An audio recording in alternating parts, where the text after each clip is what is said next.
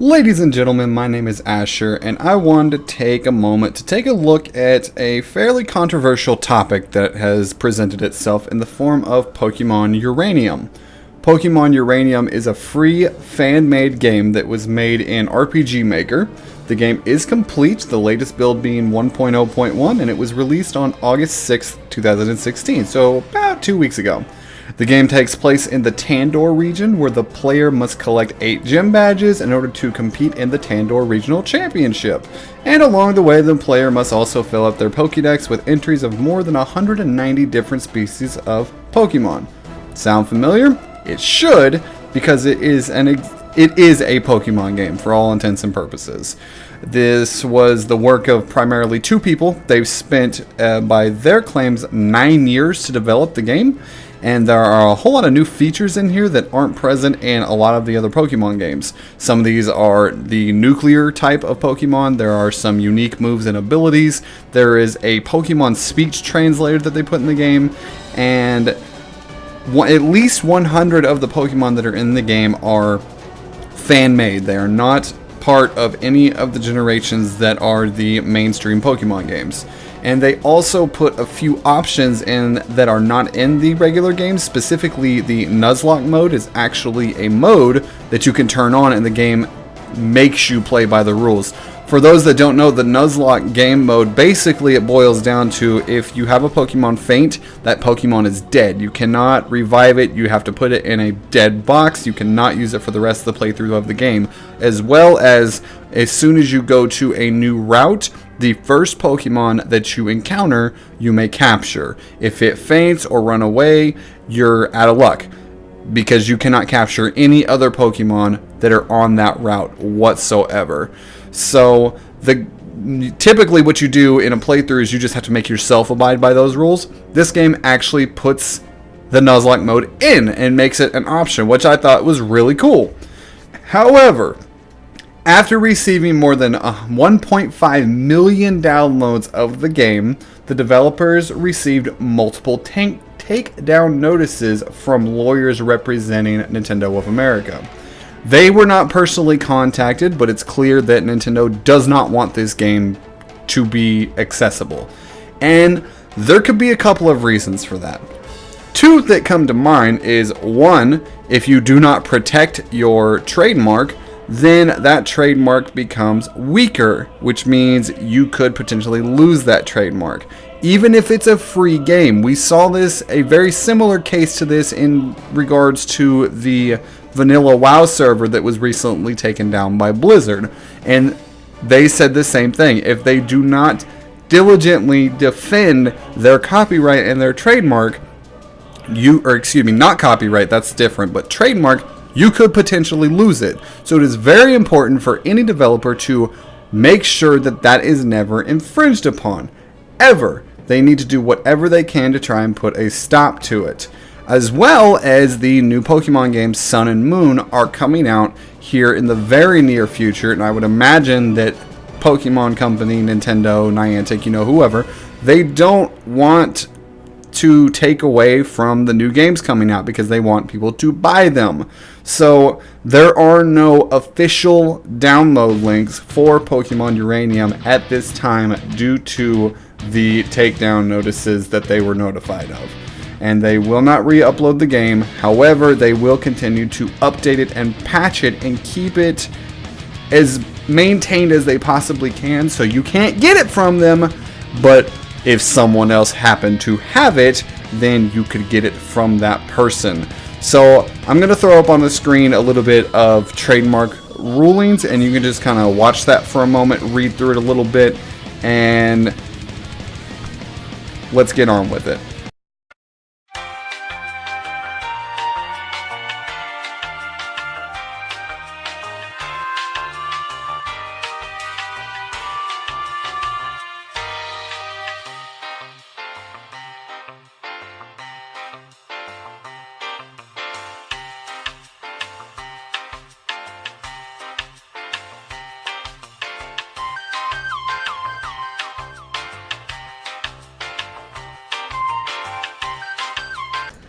So what does all of this mean exactly?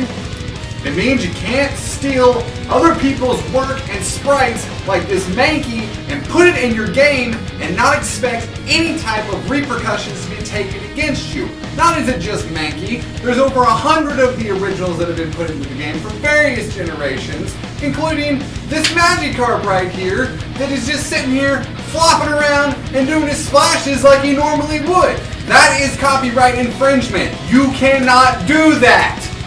Okay.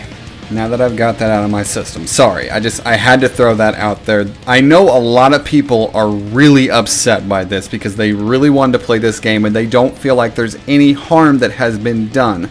But let's be frank, the assets in this game were taken from other Pokemon games.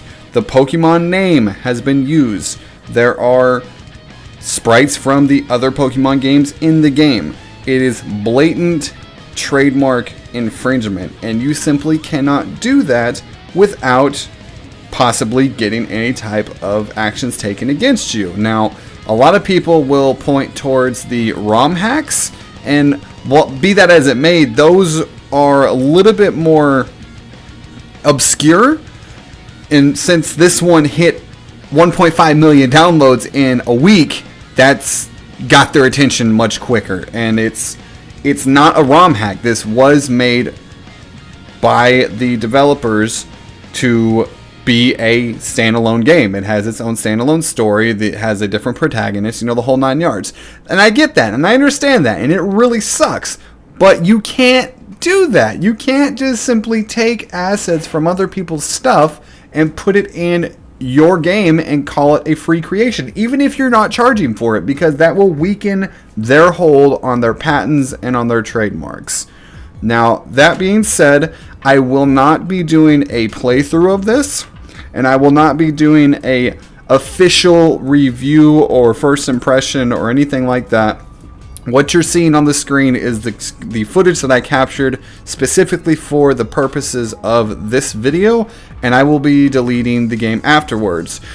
I'm not 100% sure whether or not Nintendo would actually do copyright claims or not on YouTube videos that are monetized for it, because it is their property, more or less, and they can and very well could, probably would rather, take any of the monetary earnings from any video that includes Pokemon Uranium. In fact, even though I'll be monetizing this video, I am risking the same thing. Nintendo could copyright the video and take anything that I may earn. How little it may be or how much it may be, it does not matter. They can do it. And they're well within their right to do it.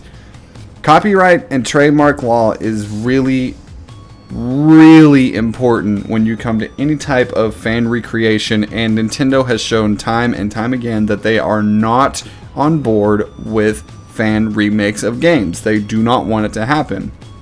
And that is their right, because this is their intellectual property. Period. I know that the developers state that they had wished no ill will, and that's why they took the game down from the official links immediately. However, you should have known better, guys.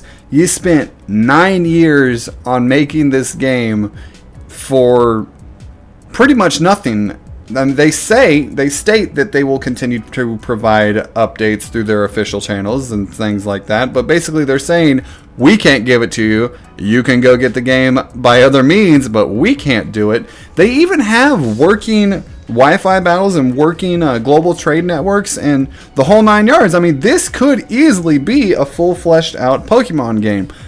Minus the fact that some of the sprites are, you can definitely tell that these are fan creations. They're not legitimate Pokemon. There's just an art that Nintendo has to actually creating some of these, and the graphics of it would be akin to something like maybe out of the original Ruby and Sapphire and Emerald, the Game Boy Advance ones. Sprites are a little bit bigger, things like that. So I'm not saying that it's not impressive what they did. I'm not saying that they shouldn't be commended for doing so. What I'm saying is, all of you out there who are jumping on Nintendo and calling them out on this and saying, what's wrong with you, you monsters, you guys have to understand, if they don't do that, they could lose their trademark on Pokemon.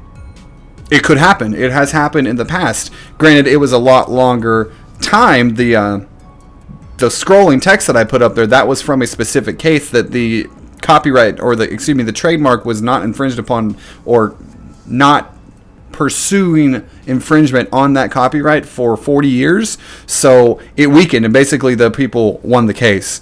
So this is kind of what happens when you go up against people who have a lot to lose with their intellectual property. Someone like Nintendo or any big company that wants to keep their trademarks intact. Yeah, it's a fun game, but was it really worth spending all that time on it to not be able to distribute it out to the world by official means?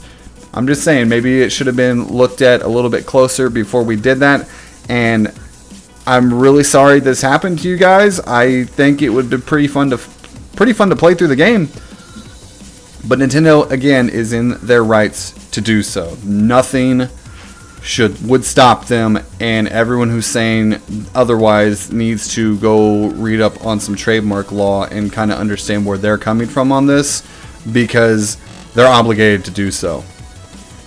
Other than that, thank you guys for taking a look. I know this is a little bit different from my format that I typically do. If you like this, let me know, and if you want to have a discussion about it, I will be happy to oblige in the comments.